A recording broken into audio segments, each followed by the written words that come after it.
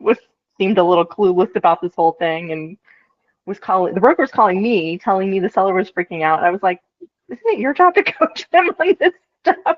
Like, but we ended up working it out together, and we're fine now. We've been talking about cars and transition periods and stuff like that. Great, great. Well, glad it's shaping up and moving it. Yeah, people tried to explain to me what was going on, and it sounds like it's just fundamentally some sloppy bookkeeping and not real. Non-existent. Yeah. Okay. Yeah. All right. Yeah, he had Your words, not he's mine. done everything. Maybe I'm being too nice, but he had bank statements and credit cards, so he's got all of the records, but he had just not done anything very formally and didn't have a need to in the past. Great, great, great, great. Well, good. Hey, Kay, good to see you again, man. It's been a while. How are you doing? Oh, you're on mute. Hey there. Yeah, I'm doing great. We were traveling last weekend, kind of the end of summer hurrah at the Delaware beaches. I don't know if anybody goes there, but when we first started traveling up that way, it was like, Delaware beaches? Maybe Joe Biden helped put Rehoboth Beach on the map again. So we were up that way. Nice, nice. Well, I was joking. I was out reaching out to our friend AK. I didn't articulate my syllables very well, but thanks, Katie, for jumping in. Yeah, next update from KT. Yeah, I'll turn to AK. Yes, man. How are you? Hi, Doug. How are you? Doing well, doing well. Awesome, awesome. It's been a bit since we shared our fun in the sun down in Fort Lauderdale. True. Well, good to see you again. Thanks. You as well. Well, good. We've got a good crowd here, and I do have one of my colleagues, actually a couple of my colleagues from Acquira. Alok Nanda is on here, and Andy Cunanan. Andy is my right hand and does so much, and want to thank you for that, Andy. And Alok, you want to say a greeting to anybody, everybody? Unmute. Unmute. Yep. Alok, we got you on mute. I just had an amazing conversation with myself, so I'm done, Doug. That's all I had to say. Okay, good. Good to hear from you. No, I was just saying I'm looking forward to what you have to present. I mentioned to our Accelerator Plus team that if they're available, they should try and join, because I think it's useful for everybody in terms of how investors take a look at deals, and how you yourself should look at deals. If you're looking at owning a business for the next 5 to 10 years, you want to make sure you've answered all the key questions before you jump into it. So I think this will be great. Yeah. Yeah, so if I may, I'm going to go ahead and jump in. We'll hit the main topic, and then depending on what time margin we have at the end, we'll certainly entertain some more questions. If anybody has anything they need to ask. And as always, as we go through things, feel free to use the little icon tools, raise your hand, or let me know if you've got or something. And please, by all means, feel free to hop in and dive in as we go. So let's talk about the notion of the investment committee. It's a topic that's in our training. It is part of our core baseline package, the Accelerator program. I'll be honest, I don't recall exactly which module it's in, but it's one of the early ones, because we believe it's a really pivotal milestone in your journey of understanding this entrepreneurship through acquisition. And the reason we advocate for having an investment committee, and from this point forward, if you don't mind, I'm going to refer to it as IC to avoid the mouthful of investment committee all the time. The reason we advocate for doing an IC is to perpetuate a training experience for you, because many of you have come from worlds where you might not have had the exposure to sort of a deep dive in financial matters and financial controls. You might have a cursory understanding of business accounting. You might know the difference between a balance sheet and an income statement, but some of the other elemental parts of how to evaluate a deal, how to structure a deal, how to ultimately price your offering, and then if you need to pitch the deal both to a broker, a seller, and potentially a true outside investor. So the first clarity point I want to make is working with us, attending and presenting to an investment committee does not result in capital raise. Our investment committee process is best described as a Shark Tank without money, if that makes sense to everybody. We give you the feedback, we give you the review, we will ask questions, we will poke and probe around your deal, and hopefully give you some other insights and considerations that can help uh, streamline the path toward a decision. Ultimately, you want to make a final investment decision on your deal before you go forward with bank financing, seller settlement, seller notes structure, etc. So this notion of an IC is our opportunity to set the stage, provide a forum for you to bring a deal and present that deal to a team of our colleagues who have some background, have some exposure, have some experience in doing many of these deals. So it's presented fairly early in our training. It's a goal for those of you that are on the Accelerator program, not the Accelerator Plus. I will talk about Accelerator Plus in just a moment. But for those of you that are on the core program, the Accelerator, it is a milestone in that journey because the way our offering is structured, you must attend and present a deal to the IC in order to be eligible to be invited to one of our offsite workshops. And there are several of you here that have been to those workshops. You know the value, you know the deep dive immersion experience it becomes on how to do the deal. And it, it we always get great feedback from everybody that's ever attended that. The ability to come to one of those workshops is um, available to you, but the hurdle is to get through an IC first in order to be invited. Now, I will say our next workshop is in September on the 25th, and we are going back to Fort Lauderdale. We are not going to be in the Airbnb facility. We're going back to a hotel accommodation for this one, but it's basically a 2-day workshop and then a half day, a morning tour with Kevin Cooper over at Kyle Plumbing, one of our very successful AEs who has nearly doubled his business in just a year. So it's a great story of success, and you'll be eligible to get an on-site. For those who are not familiar with the workshop, haven't done it before, haven't really heard about it before, like I said, it's basically 2.5 days.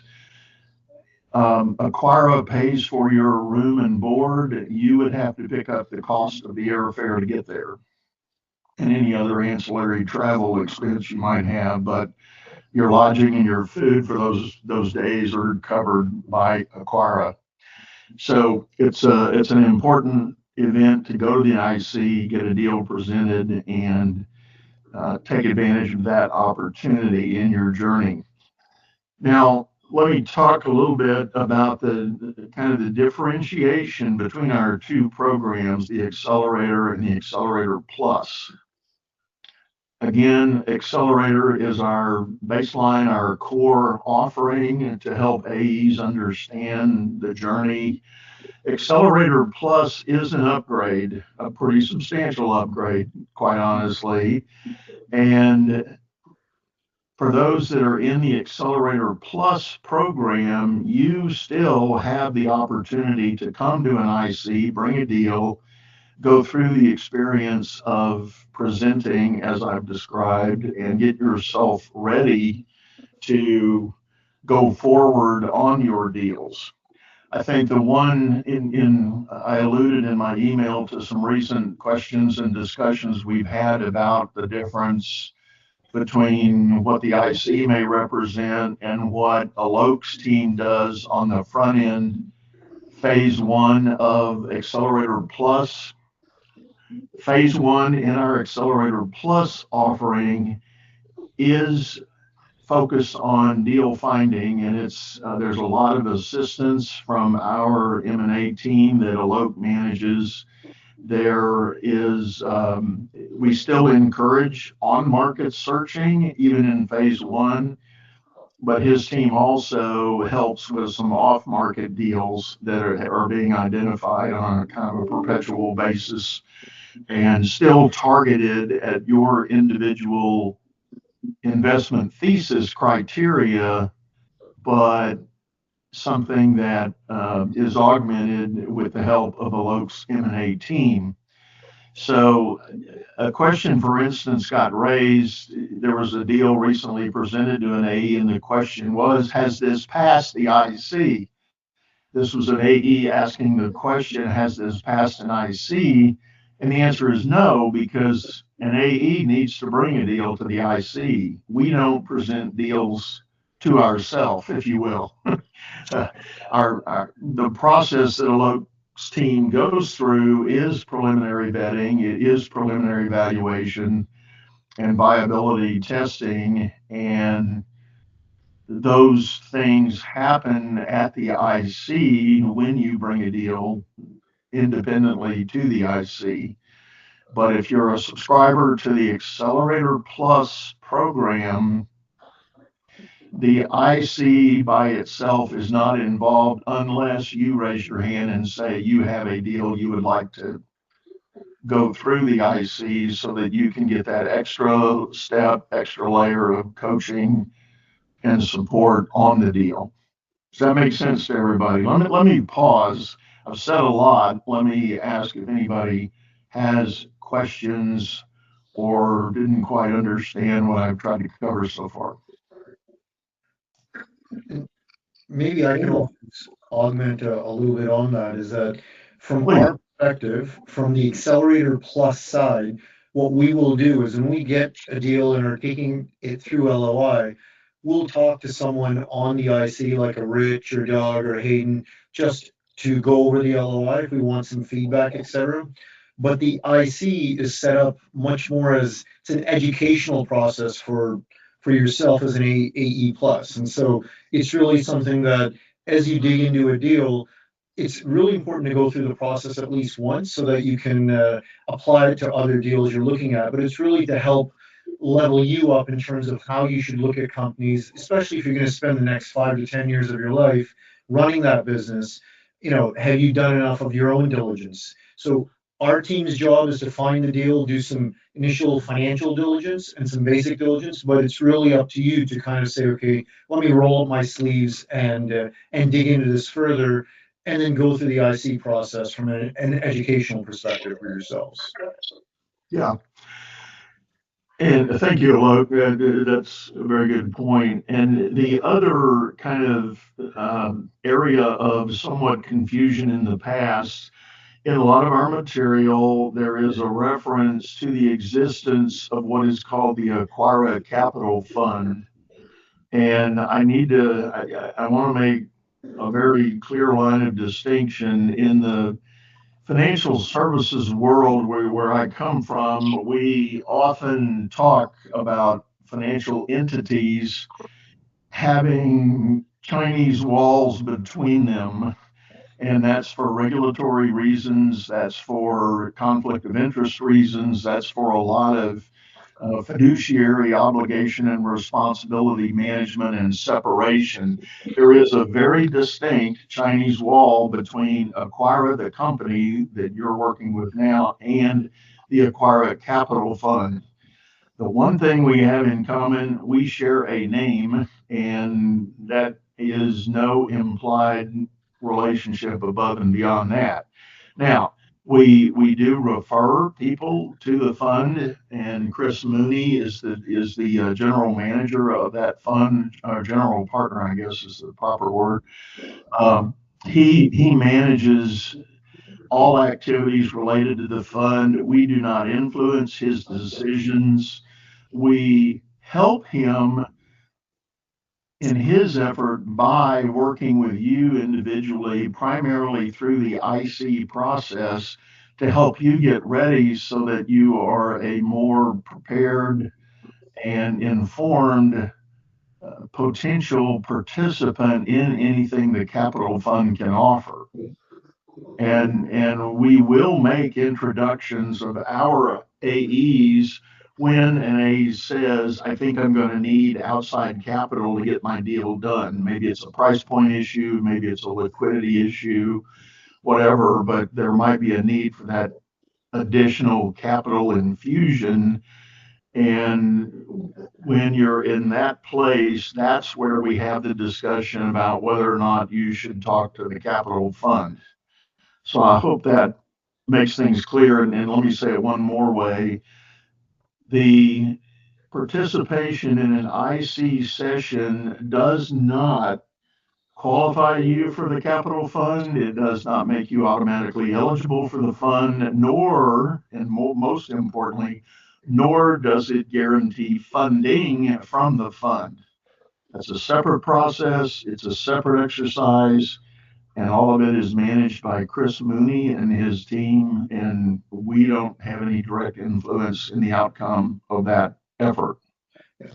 And let me just add a couple of points to that. So, having talked to Chris on numerous occasions, part of Chris's fiduciary responsibility is to his investors. And so, what he's very adamant about is when he gets involved with anybody, he's really looking at it and saying, okay, any investment I'm going to put money into, yes, the numbers have to make sense and the industry potential has to make sense, but he's also looking at the ability of that business to grow organically and to grow at a multiple of where it's at today. And so he looks very, very closely at the acquisition entrepreneur. And he's saying, I'm going to be partners with that acquisition entrepreneur for it could be up to 8 years before I have a serious exit.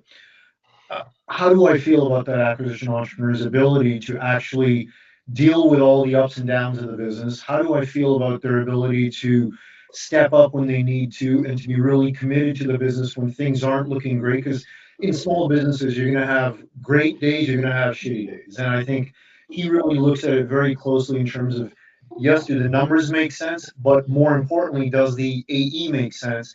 And that's why when you go through the IC process, and you do that diligence, it's also showing that you've got the ability to take all that information, apply it, and that's what he's looking for. He's really looking for how committed are you to the process, how committed are you to the company, and can you make this a successful investment for himself? And so, having said that, he'll look at, quite frankly, like any private equity fund. When I worked at Axial, we had funds that for every investment they did at the periphery, their funnel started with 500 companies, and they eventually got to diligencing about 30 for every one that they actually invested in. So there's a very, very detailed process that they go through. And Chris, he doesn't start at 500. And if an acquisition entrepreneur comes through Acquira, you obviously get to the front of the line in terms of him actually willing to look at you because most people don't get access to any kind of a private equity fund. And so through Acquire, you do get access. But in the end, the decision is his. And the way he'll make his decision, quite frankly, is once the data room is set up and you're going through quality of earnings review, you're going through all that diligence, the financial and non-financial diligence, the final check isn't cut until you've gone through that entire process from his side. So he may say, yes, I like the deal. Yes, I like the AE. But now let's see what the quality of earnings comes out like once I'm comfortable with how everything else is set up. So you really have to be aware of that process. And during the diligence process, he's going to ask you a lot of questions about the business and the company. And so you have to be really well versed on the industry and the business if you want him to be your partner on that. So I'll stop there before I mention some other things on it. But any questions on any of that? Yeah, and to that end, that's why we have the IC as part of the journey because it is your opportunity to sort of do a dress rehearsal of how you might want to pitch your deal to a potential investor. And that's certainly an important element, but that's not the only reason. Again, a lot of it has to do with helping you apply the learning that you've gotten out of all the modules, looking at a real deal that might be a viable option, an opportunity, and then preparing the story, putting it all together. We do have a templated slide deck that's part of the training that you can use to prepare for that IC. It's a pretty common format that if you go elsewhere in the world and look at the private equity placement opportunities, the content of our deck is very similar to what any of those are going to be asking for. So it's a usable tool that you can have in your toolkit as a potential buyer. Loki, you want to go ahead with the other points? Yeah, I think, all I was going to say on the IC side is, sorry, on the fund side, because I know I've had a lot of questions on the fund, is in the end, the fund's looking at it from a perspective of, one, I don't want to lose any money. Two, what type of growth can I incur? And three, are my investors getting a very good return on capital? So the fund is something that you should look at if you really, as Doug mentioned, you're going to be short on some cash, you want to pursue larger deals. But if you've got a network of investors, so I'm working with a couple of AE pluses that have their own personal network of investors that they're going to, where they can get better deals than they can with the fund, because the fund is going to want a very good deal to get involved, and so it's not the cheapest money by any means, and so you may have a network of your own investors that you want to pursue, and going to the IC will also help you position your deal to your other investors. And whether those are grandma and or your siblings, or whether those are industry people that you've worked with in the past, or whether it's some close friends, in the end, smart investors, they want to believe in you and they want to believe in the business. And I think the IC will really help position you on all those fronts. And even if that's not the individual business you're going to present to them, it'll help you to have a very great lens of how to look at a company and how to present it to investors. So that was Yeah. the only thing. Okay, thank you. Well, let me touch on a couple of what I'll call either housekeeping or logistical aspects of the IC. Um, I think I also alluded in my email to the fact that we are trying to structure a regular recurring availability of IC time appointments. We have targeted starting not next Tuesday, but the Tuesday after the 13th. We are going to be blocking Tuesday afternoons from 1 to 3 p.m. Central Time as a kind of a static target that you can shoot for as you're doing your work. And I know many of you still try to maintain a day job temporarily while you're doing this search. We get that. But again, this is an opportunity to kind of have a fixed window that you know about when you think you want to get ready and bring a deal to the IC. You can reach out to me or Rich Coppage, and we'll schedule a time with you. Generally, we shoot for about an hour. Sometimes they do run over a little bit, depending on the complexities of the deals that we run into, but generally about an hour per person, and we do have some bandwidth. My colleague in the ACE world, Dana Bickford, just joined us here on the call. He too is sitting in on IC with us now. He's part of the advisor rotation that supports the IC. And so we have bandwidth. And if four of you jumped up and said, I need to do my deal on that Tuesday, we have coverage. We'll get you served during that window. But if timing on your situation is more urgent, you still have the opportunity and flexibility just to reach out to me or Rich or even Dana raise your hand, let us know you really need to jump in an IC, and we will coordinate the timing of that for you to get you there. So we don't want to arbitrarily delay your progress if you're fast tracking a deal and feel you need the IC view to be a help to you. Now we do, on that note, I said, when I presented the notion of the IC as a qualifier to get you to the workshop, that's one, that your initial IC is what gets you to the workshop. But as part of the program, you can request multiple IC visits if you'd like. So, feel free to take advantage of that as well. And one person once upon a time asked me, well, how many of those do I get? And it's kind of like, well, at some point, you probably are going to understand the concept. And you really probably, from a practical standpoint, you're not going to need to invest the time with us for more than 2 or 3 iterations of it. You should get the model. You should understand the scope and concept at that point. And if there's still a feeling of a need to do that, I'm happy to entertain that discussion with you, and we can talk through what your concerns may be at that point. So, any other thoughts or questions on this? Doug, this is Dana. I did have one comment on it. Part of that process is confidence. If you project confidence when you're doing the real thing, you're actually making a presentation. The more confidence you project, the higher your probability of success goes.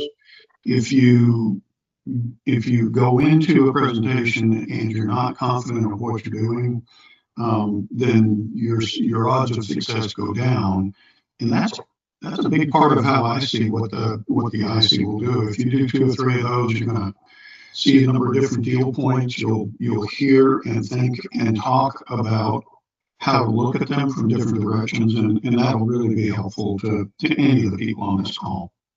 Yeah.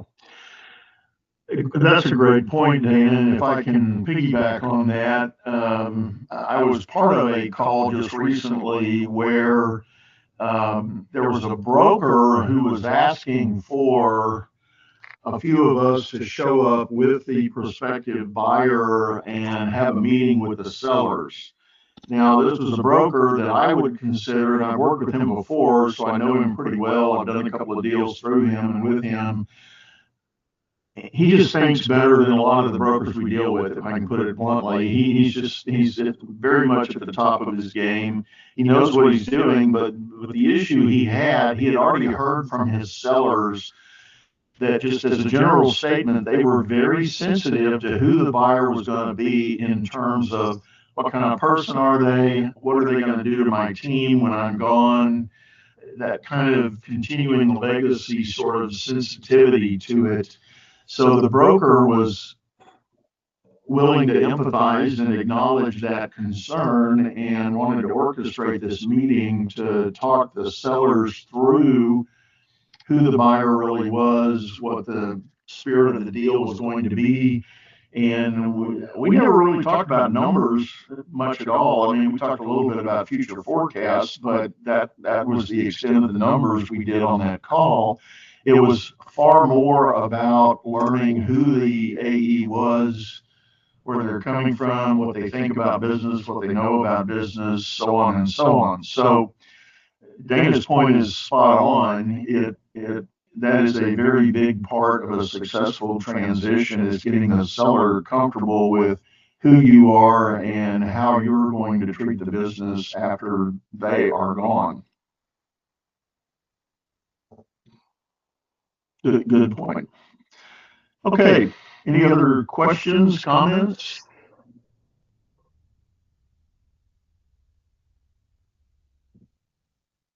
I doubt seriously I covered it that well.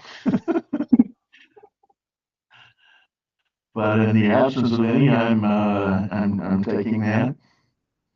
Okay. Well, we will open the table in general. Just does anybody have any other not directly related question, but anything about your journey or the place you are along the road on finding deals, getting an LOI out there, getting on to due diligence? Any questions?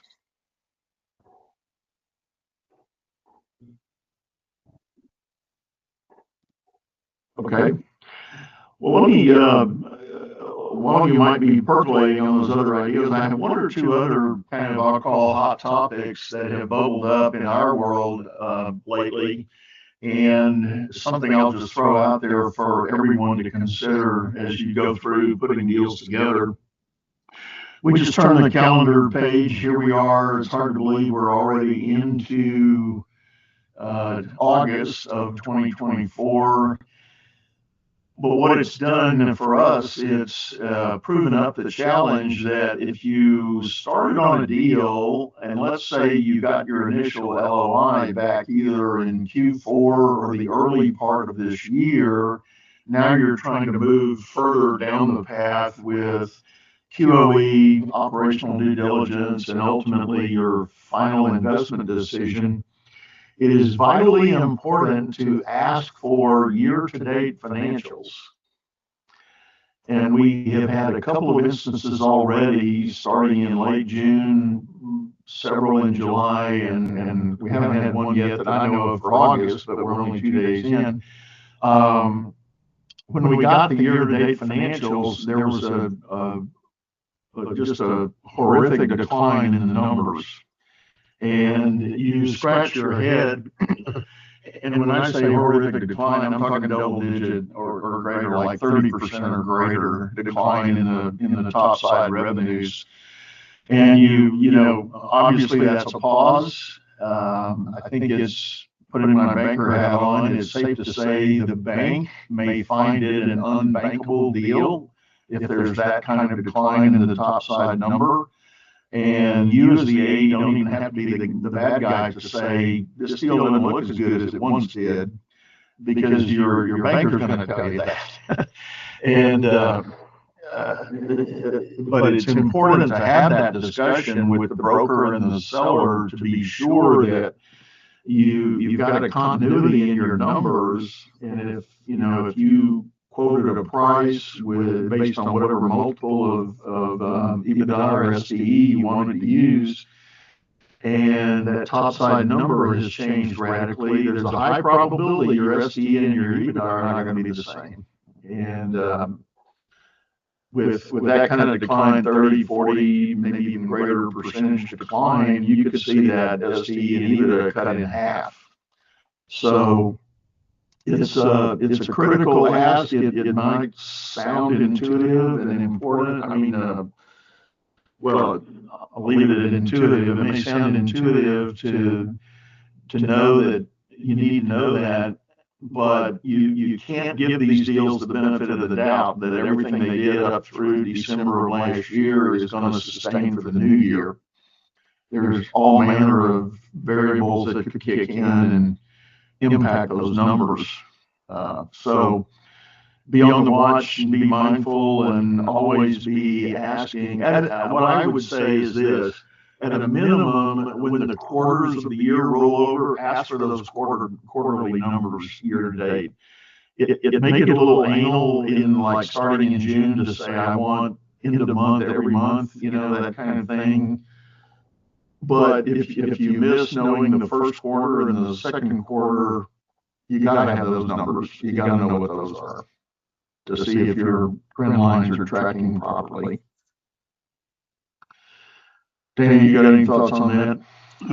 It's a great point. I've seen it a lot of times where, they won't actually give them to you unless you ask for them. And if they're reluctant to give them to you, there's usually a good reason. A lot of times when somebody's in the process of selling their company, they can take their eye off the ball too. And, it could be a very specific reason where something pretty negative has happened that could impact value, or they just took the eye off the ball and the numbers are going down and it still can impact value. So it's a critical ask.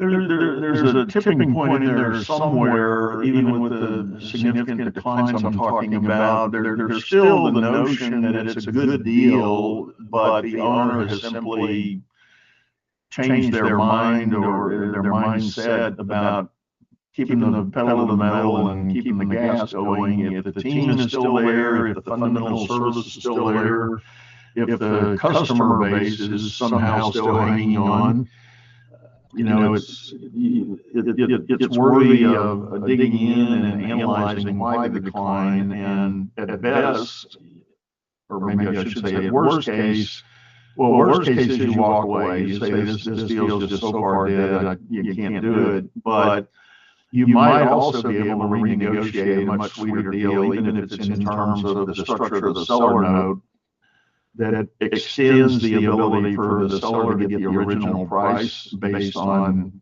future performance.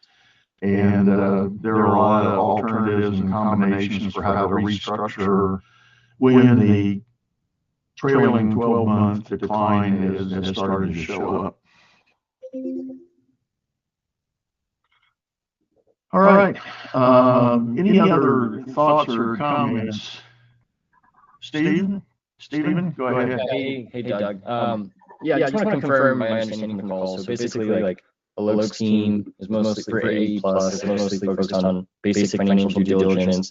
So if you want to do more in-depth analysis or coaching for the deal, IC is recommended, right? And then, okay. And then with getting some of the pre-LOI due diligence, like sometimes brokers don't really give the best answers to your questions. You have to then talk to the seller. For any questions that AE Pluses have about how to get high quality or higher quality pre-LOI due diligence, is there anybody you recommend we talk to in that pre-LOI phase? Like, is there a contact at Acquire that you recommend we talk to like before the IC? My quick answer, and I'd like my colleagues to opine if you feel differently, if that's truly what you're running into, that you feel like the broker and the seller are not forthcoming with very good or very comprehensive information, you really don't have a lot of other alternatives. I mean, there's no other rabbit we can pull out of a hat to get you a different set of numbers or a more comprehensive set of numbers. Alok, you got an opinion on that? I guess it's not, it's more about like how do you interpret, like questions about interpreting those answers, or, like how does this affect the deal, or like, okay, maybe there's a lawsuit, like how severe is it, like just getting some coaching around those things. Black flag, is that a yellow flag, like kind of something with it. So it's not the absence of information, it's just that there are things in the information you'd like to talk about. Sure, yeah. Okay. Let me address that. So part of that is, I think, so the Acquire Plus team will be on the calls with you, with the seller and the broker, and the information that they're providing, and we'll talk to you about that in terms of issues that we think are coming up. So we'll do that with you jointly. And from that perspective, at times we may talk to people on the IC, we may talk to Doug, we may talk to Rich or Hayden, if there's something that we're unclear on. But part of it is also getting that information from them. So I think there's the getting the information and then interpreting the information. And with small businesses, as the more of these businesses that you're involved with in those meetings, a lot of times they just don't have that information. I was on a call with an individual who's owned his business for 20 years, and we're asking him, well, what percentage of your revenue is commercial versus residential?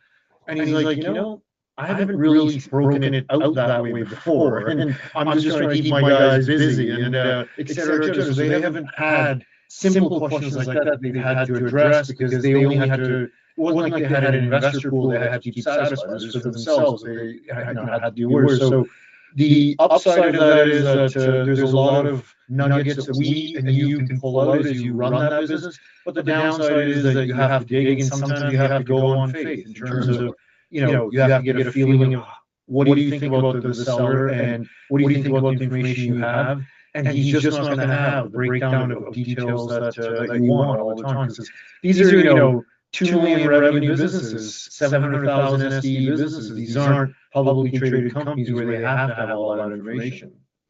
And just like 2 quick last questions is, like after the IC process, then you like issue, if you want to move forward, you issue either an offer or an LOI. Are those the same thing, or are they different? And then So look at the IC process as something on the side here that you go through. I'd recommend once. It doesn't have to be for the business that you're currently considering. It can be because of speed and what we're trying to do. What we'll often do is at the AE plus level, the process is really going to be once you've identified, we'll send you a business that we think might be a fit. Once you've said, yes, I'm interested, we'll have the calls with the seller and the broker. Once we've had that, we will then decide, does this warrant an LOI? And we may have multiple calls with the seller before we submit an LOI. You and us, through the AE Plus, will draft up an LOI together to say, here's the key criteria that we want. Once the LOI is done, we may take it to an individual within the IC committee, a Rich, a Doug, or Hayden, to get their feedback on a couple of components of the LOI, or a couple of things that we're not as clear on. They'll give us a very quick feedback on that, and then we'll submit the LOI and go back and forth with the seller and the broker until we've decided this doesn't work, or they countersign and we move into the diligence phase, at which point you move to phase 2 and we start the quality earnings review and greater diligence on the business. Okay, got it. So there's kind of some parts of the IC baked into the AE plus process, like somewhat. And how long does it take to get scheduled for an IC? There's really no. I mean, we can turn around. Getting scheduled is more on you than it is on us. We would like to have maybe 48 hours advance notice of you needing and wanting to do one, because we like to prepare. We like access to your data room. We like to see the deck that you put together in advance, so that we can be efficient with the meeting time that we have. And we're not sitting there taking a first look at the content that we're talking about. So we need a little bit of scheduling lead on that. But if you're rapidly coming together on a deal and you've got one in sight that you'd like to put together, let me know. We'll get you scheduled. We would request kind of a minimum of a 48-hour advance on that. But we will get you scheduled and get you into the IC. Okay, great. Thank you. It's helpful. Luis, you had a hand up? Yes, thank you. This may be quite obvious, sorry, but I hadn't had the pleasure to meet Alok. But so I guess that Alok Chip's team is the same. You may be covering for Chip Allen. He was one of my early contacts coming on board. Is this correct? Chip is no longer with the company, and his responsibility is falling to me now. Okay. Luis, are you part of the Accelerator or the Accelerator Plus? The Accelerator. I think that I'm right now rounding up a target. Getting very confident about the IC and moving towards LOI as well. Sure. So my focus, my team's focus is predominantly with the Accelerator Plus group. Okay. And so Doug will work with you and the Accelerator people. Perfect. Good. Thank you. Yeah. I guess real quick on that note, Luis, had you already met with Chip a time or two prior? Only once. Only once. Okay. I will tell you, please feel free to reach out to me, and we will schedule some follow-up calls. There are a couple more topics and themes to go over with you individually that I would like to do to kind of wrap up and finalize your onboarding with us. But please feel free to reach out to me.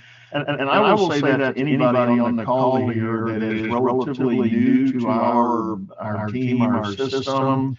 We are going through a transition with the Accelerator onboarding. I'm now I've got oversight on it. We're trying to backfill a couple of elements that maybe did or didn't get done as they should have been done. So please, if you've only done one or two calls with a success coach in the very early stages of your onboarding, raise your hand to me, let me know, and we'll get some other time scheduled to talk with you individually about your journey.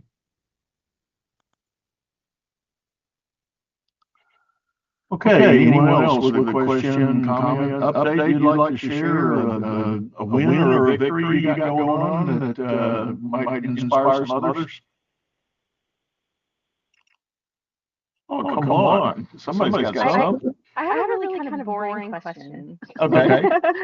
On the asset purchase versus stock purchase, can you revisit kind of the thinking? It seems like require like stock purchases, but TPA seems like asset purchases. I mean, my understanding is kind of the benefit of stock purchases if you've got contracts in place and that sort of thing, they come over in whole. But the risk is you may have like historical legal issues that pop up that you're responsible for. And then an asset purchase, everything has to be sort of reconnected, if you will. Agreements, things like that. But I don't really understand it at a more deeper level. Love your perspective. Well, I think at a high level, what you just named is an accurate summary. One of the benefits of doing the stock purchase is there is an ultimate tax treatment that can be more beneficial, and we don't have time today to get into all the details of that, but there is a classification of that acquisition that can help the overall tax treatment of it, and you as buyer get the benefit of the positive history of the business that would pull forward and accrue to your benefit. And what I mean by that, think of it as if you're buying a business that has been on record operating well for, let's say, 10, 15 years. When you do a stock purchase, you get to pull that history over with you, hoping it's good. And things like looking at new borrowing or new financing for CapEx requirements, you get all the history of the business coming with you. You're not having to go to the bank or the finance company as a brand new entity.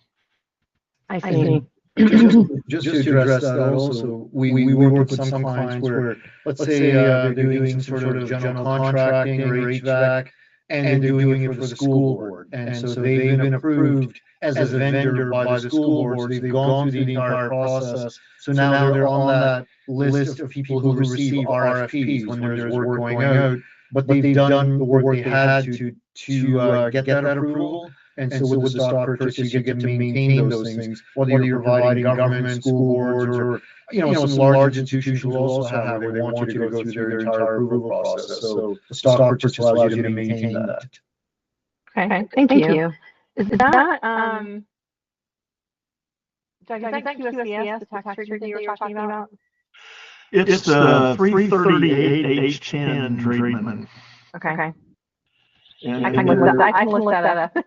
There is a mountain of information out there, and what I would tell you, if you're seriously wanting to really dig into the ultimate benefits of all of that, we do have a resource. There's a guy in Washington, D.C., his name is Wayne Zell.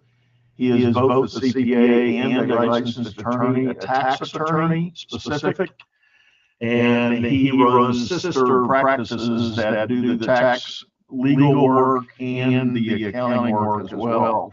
So he's a great resource to really lean into the weeds on opportunities and basically maximizing the value while minimizing the tax impact of the whole transaction. That's the easiest way to say it.